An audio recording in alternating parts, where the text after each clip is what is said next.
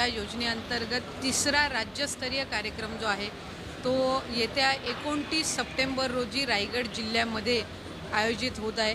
यापूर्वी 17 ऑगस्टला राज्यस्तरीय पहिला कार्यक्रम पुण्यामध्ये झाला। त्याच्यामध्ये साधारणपणे 1,07 लक्ष महिलांना आपण जुलै आणि ऑगस्ट महिन्याचा लाभ वितरित केला। त्यानंतर 31 ऑगस्टला नागपूरमध्ये दुसरा राज्यस्तरीय कार्यक्रम झाला, जिथे आपण साधारणपणे 52 लाखपेक्षा अधिक महिलांना जुलै आणि ऑगस्ट महिन्याचा लाभ वितरित केला। आणि 29 तारखेला तिसरा राज्यस्तरीय कार्यक्रम रायगडमध्ये आयोजित होत आहे। याच्यामध्ये जुलै आणि ऑगस्ट महिन्यातील काही तांत्रिक बाबीमुळे किंवा स्क्रुटिनीमुळे राहिलेले जे लाभार्थी आहेत, त्याचबरोबर 24 ऑगस्टच्या नंतर आलेले अर्ज जे छाननी करून झालेले आहेत असे, आणि त्याचबरोबर सप्टेंबर महिन्याच्या साधारणपणे 20-25 तारखेपर्यंत आलेले जे अर्ज असतील यांचे लाभ DBTच्या माध्यमातून वितरित करण्यात येतील।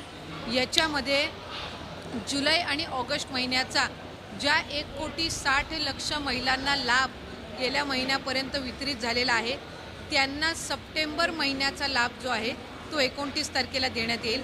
आणि जे अर्ज ऑगस्ट महिन्याच्या आधी भरले गेलेले आहेत पण स्क्रुटिनीमुळे ज्यांना लाभ अद्यापपर्यंत वितरित झाला नाही, त्यांना जुलै, ऑगस्ट आणि सप्टेंबर महिन्याचा लाभ हा वितरित करण्यात येणार आहे। त्यामुळे साधारणपणे आमचा प्राथमिक अंदाज आहे की पहिले जुलै आणि ऑगस्ट महिन्यामध्ये पात्र झालेले आणि पहिल्या 2 महिन्याचा लाभ मिळालेले 1,60,00,000 आणि त्याचबरोबर नवीन जे काही अर्ज प्राप्त झालेले आहेत त्यानंतर 24 ऑगस्ट नंतर किंवा त्याआधी काही कारणास्तव राहिलेले असे जवळपास 45 ते 50 लाख अशा महिलांना, म्हणजे 2 कोटीपेक्षा अधिक महिलांना 29 सप्टेंबरच्या दिनी त्यांना लाडकी बहीण योजना जी आहे, मुख्यमंत्री माझी लाडकी बहीण, या योजनेच्या लाभाचे वितरण होणार आहे।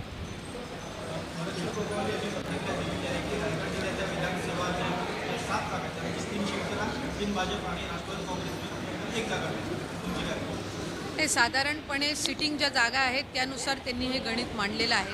त्याच्यामुळे